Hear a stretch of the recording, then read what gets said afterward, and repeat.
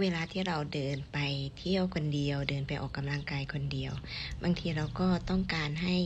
ได้ภาพในบางโมเมนต์แต่ว่าเราไปคนเดียวทำไงจะได้ภาพล่ะมันก็ต้องมีเครื่องมือช่วยใช่ไหมเครื่องมือช่วยที่เราใช้พกพากันตลอดก็คือขาตั้งกล้องในปัจจุบันก็มีหลายชนิดหลายยี่ห้อนะคะแล้วก็จะมีพร้อมกับรีโมทคอนโทรลเพราะฉะนั้น